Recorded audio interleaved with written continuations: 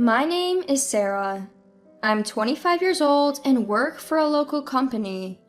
I just got married this year and live with my husband Bobby, who's the same age as me. We were colleagues at the same company, an office romance that blossomed into marriage.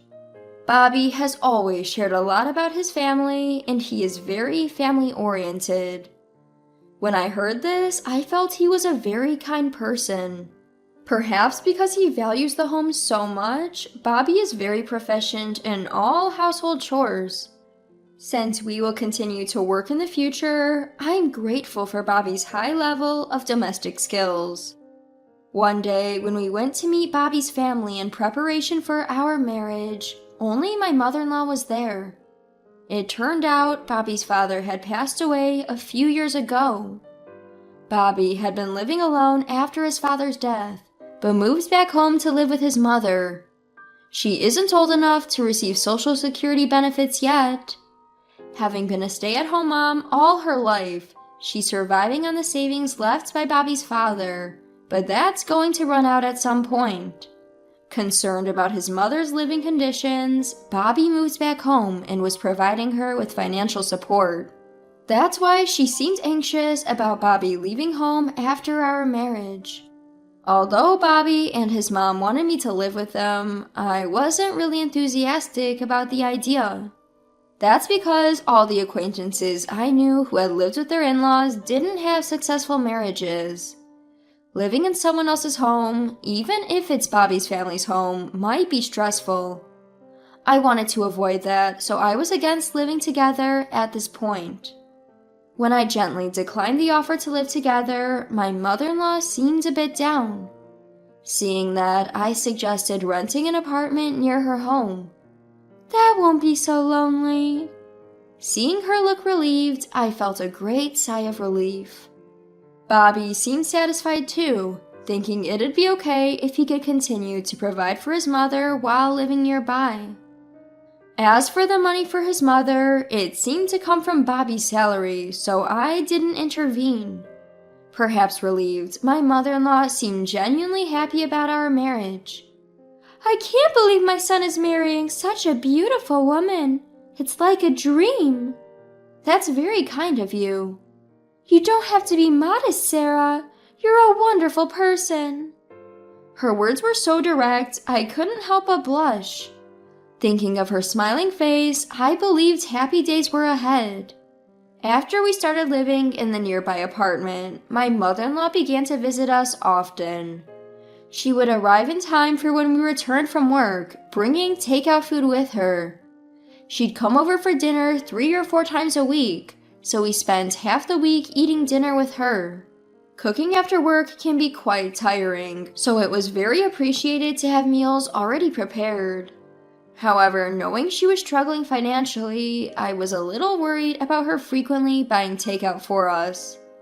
She said it was okay because she was also eating, but I still felt somewhat guilty. This situation with my mother-in-law lasted for about 6 months, but gradually I began to feel a sense of discomfort. Good evening, Sarah. Aren't you coming home a bit late? Do you think so? I'm working, so it's normal, I think. My mother-in-law gradually started to make prickly comments. Work is a good excuse, but you're a wife, right? Don't you ever think that you need to work a little harder on the household chores?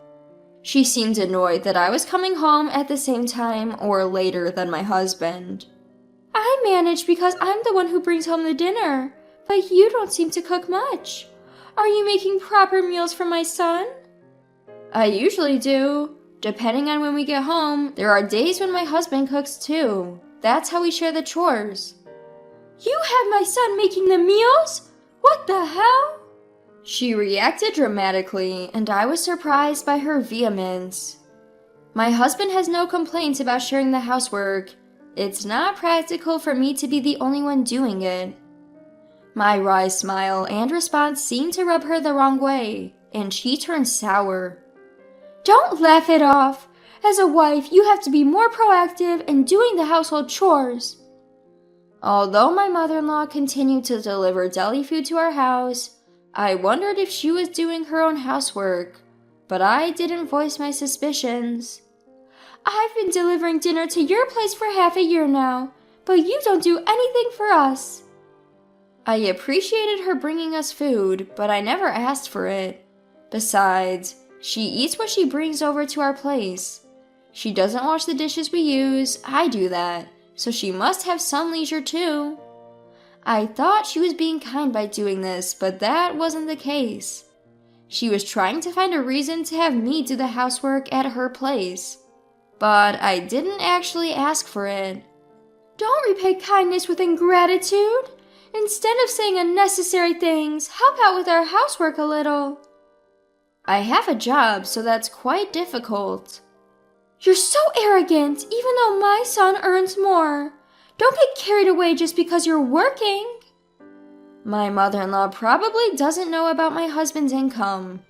Of course, I haven't even told my husband about my income, so she wouldn't know about it either. She was assuming from old thoughts that the man must be earning more. I was astounded by her outdated way of thinking and didn't even feel like arguing. At that moment, my husband came home.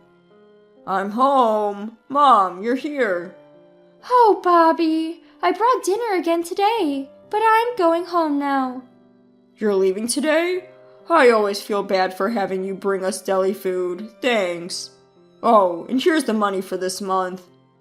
It's okay. Thanks for the money. Well then, see you later, Sarah. Yeah, see you. With that, my mother-in-law left, wearing an insufferably sarcastic smile.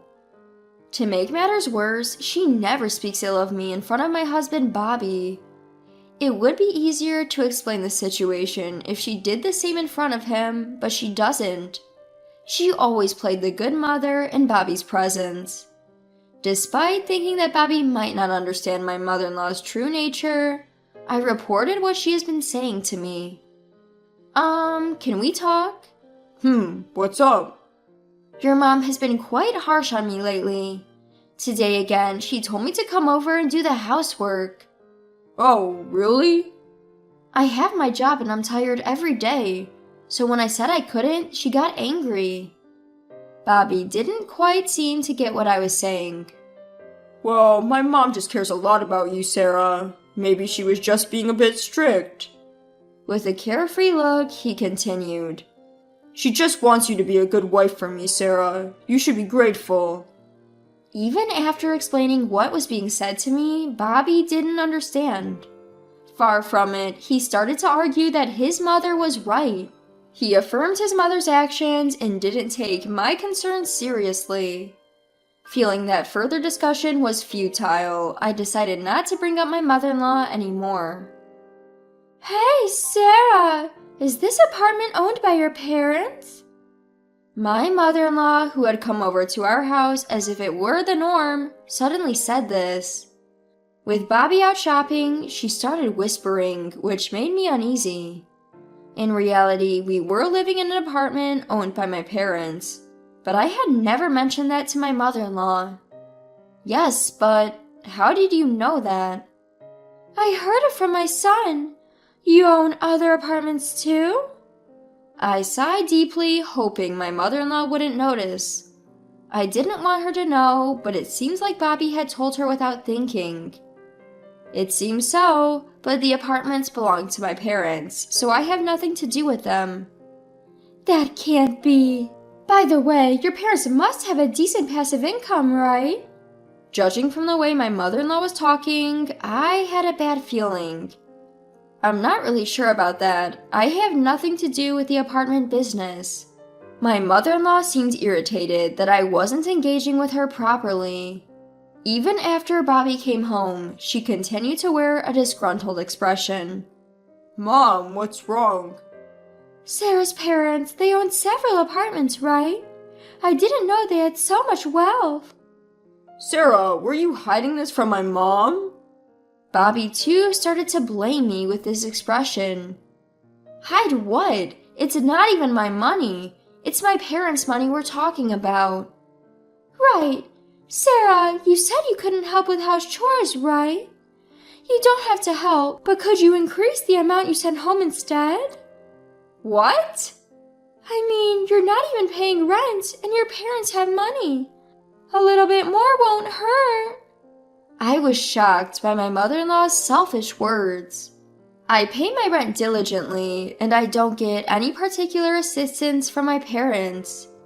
Yet here she is, trying to leech off my parents' money. My husband, hearing his mother's words, nodded in agreement. That's true.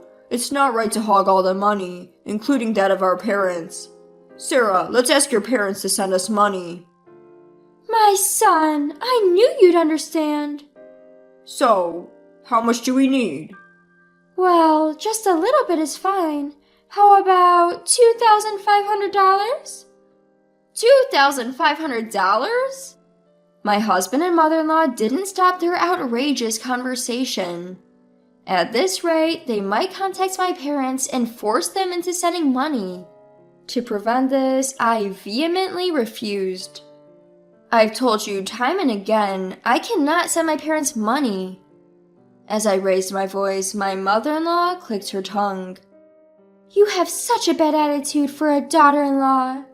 With that, she left the house. After she had left, silence lingered between my husband and me. After a while, he broke it. Sarah, don't you think that was a bit harsh towards my mother? Instead of defending me, my husband sided with his mother. Why are you saying this too? It's impossible to think of paying such a large amount every month, right? Depending on my parents' money, the one in the wrong is your mother. Even as I said this, all my husband did was sigh. Try to consider my mom's feelings a little. Anyway, I'm going to bed. With that, he promptly went to bed. After that, my mother-in-law did not visit our house. She probably didn't want to see my face. Instead, she started calling often. The calls were always about sending money. You talked to your parents about sending money, right? I haven't. Why haven't you? You're such a useless daughter-in-law. If you don't want to send money anymore, I'll get you divorced. Such calls continued daily, and I was feeling down. I reached my limit and decided to talk to my husband. Bobby, I'm getting daily calls from your mother. She keeps insisting on sending money, and she even mentioned divorce. I assumed that he wouldn't choose to divorce me over something like this. But my predictions were completely wrong. For heaven's sake, just give her some money. You're being too harsh on Mom. I can't love someone who can't appreciate my mom. Excuse me?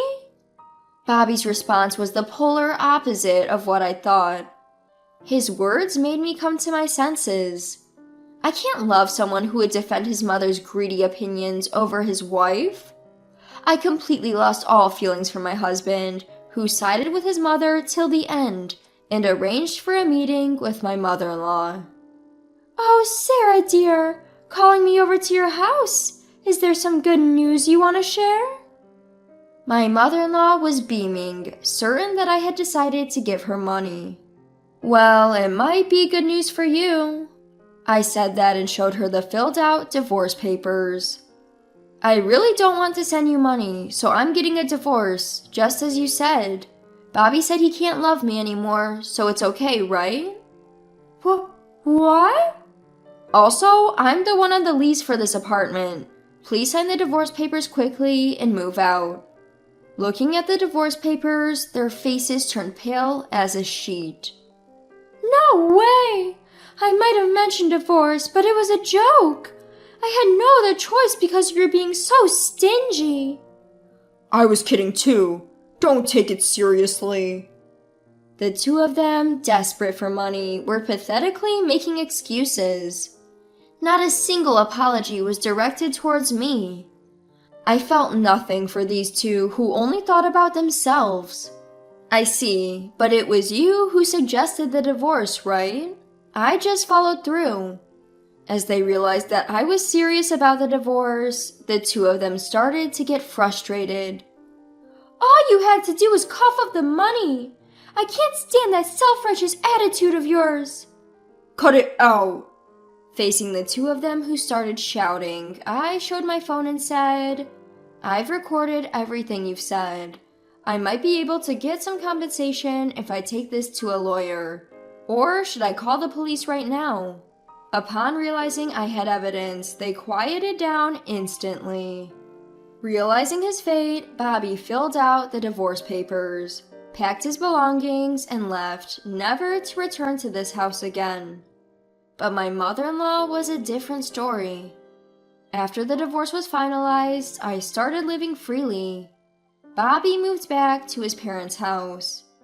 My ex-mother-in-law, seemingly desperate for money, started berating Bobby, who divorced me. I sometimes ran into Bobby at work, and he always looked exhausted. She started stuffing my mailbox with papers scrawled with nasty words, and even scratched my apartment door. What is this? I'm sure it's her. I was enraged when I discovered this. The security camera had clearly captured my ex-mother-in-law's harassment. I didn't hold back and reported this to the police, providing the footage as evidence. The police, aware of my ex-mother-in-law's rants at home, promptly issued a restraining order. Of course, I'm also billing her for all the repair costs for the apartment. Living off her husband's savings, my ex-mother-in-law couldn't afford the repair bill and ended up making Bobby pay it. Feeling responsible for the divorce, Bobby is dutifully paying in installments. After this failed marriage, I had been pessimistic about love. However, 2 years after my divorce, I found a new partner. We were dating with marriage in mind, but I didn't want any money-related issues to arise later. Actually, my parents own an apartment building. I don't get any of the money, but my ex tried to force me to give him some, and we ended up getting divorced. Wow, that's something. It belongs to your parents, right? How greedy can someone be? It's good that you got out of there safely. Hearing my current partner's opinion, I feel truly relieved. Not everyone thinks like my ex-husband and ex-mother-in-law. I want to forget those past mistakes and look forward to starting a new chapter in my life.